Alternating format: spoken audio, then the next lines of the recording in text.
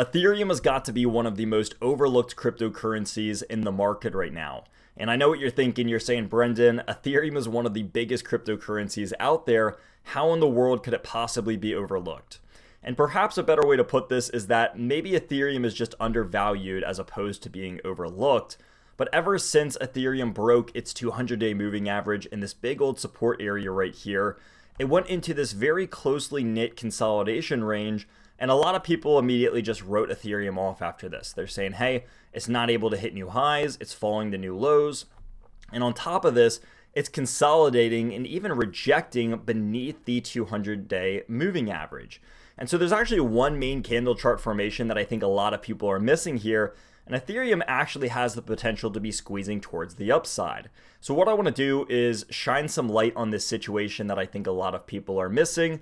And all that I ask is that if you like the content that we make over here, consider hitting that like and subscribe button. But without further ado, let's go ahead and dive on in here because, again, I think a lot of people are missing this one. So when we look at the immediate, altcoin market as a whole, yeah, a lot of it is kind of stagnant. A lot of it is consolidating, but that's just one of the things that comes with the transitionary period in crypto alongside a post-bear market environment, or maybe even where we're at right now, which I believe is towards the end of a bear market. So this isn't anything new. And I think that's the number one thing that people need to understand is that this kind of market cycle, even if you go all the way back to like 2018, for example, all the way over here, there was this consolidation period where everyone was so tired of. And for those of you that were around during it, you remember it. It was one of those like brutal periods where it's called the wear you out and tear you out phase for a reason, because it just wears on the mental more so than a lot of these other factors. But back to the current day of Ethereum, I think the number one thing that people are missing here is exactly where support and resistance is, and then the following candle chart formation that comes out of that. So let's talk about support first, because most recently, Ethereum has been able to form a nice little pattern of higher swing lows. So upon making this move to the downside, it came down and formed a nice little bottom at around $1,530. It saw a move up to the upside, then back to the downside with another higher swing low, or with its original higher swing low of $1,560. It made a third move to the upside, followed by its third higher swing low here at around $1,600. So it's grown at about $30 every higher swing low. It's nothing major, but it is a nice little consistent pattern that we have over here, showing that support could very well be on the rise. Now, secondarily, the next thing that we need to look at is where is resistance? Well, resistance from our past two highs ever since this initial downside move happened, meaning, hey, we had this big move down, we bounced up, and we came directly towards $1,750. We ended up rejecting this, and now we went back to the same period, and now we're back at these lows again. So the main difference here is that we are seeing higher swing lows with a flat level of resistance. And what does this allude to? Well, if we kind of want to extend this drawing out a little bit over here, then what we have now is a relatively flat level of support, ever so slightly higher swing high, excuse me. But the main concept here is that we have a relatively flat level of resistance with a climbing level of support. And if this stays true, and if this pattern holds up, then that would mean that we are potentially looking at an ascending triangle-like scenario.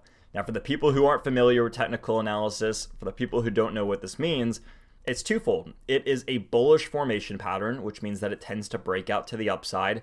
I would say with ascending triangles, it's usually maybe like 75-80% of the time it breaks to the upside. It's a relatively consistent formation pattern. And number two, this brings a squeeze with it, because what we're doing is we are squeezing from resistance to support. Just this zone is getting smaller and smaller and smaller until it has to squeeze, and ultimately it pushes all that pressure typically in that upside direction. So if you think of this as like a balloon of sorts, imagine you're grabbing one end of a water balloon or even a water bottle, and you're squeezing it. Where's all that pressure going? Well, it's going towards the front, towards away from where you're squeezing. And that is because the pressure is pushing it from the back to the front.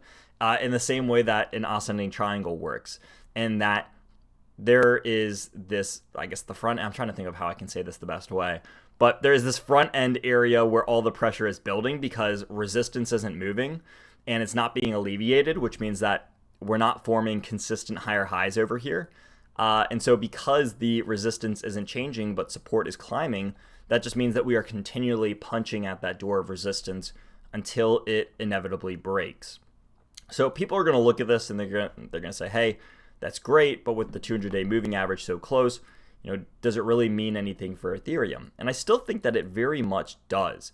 Ethereum hasn't even touched its oversold territory on the daily RSI since, I think, April of this year. Yeah, so since April of this year. And it just had one of the biggest, down moves in terms of its relative strength index that it's seen in over a year now. So I do think that it isn't something crazy to say that Ethereum potentially does have some upside potential. The number one thing here is that this pattern has to stay unbroken.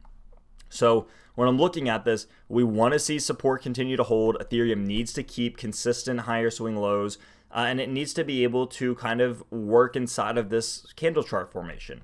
It needs to hold this support line. It probably needs another rejection of this trend line before it breaks out. Ideally, we would have at least 3 touch points of support and resistance. So maybe it does something like this, and then that. But that's what I'm looking at on Ethereum. So I do think that this is something that has potential. Again, it's not one of those guarantees, but I wanted to bring it to light because with everyone being so bearish about Ethereum right now, I kind of found myself falling into the same hole when there actually is a glimmer of light, especially for ETH here.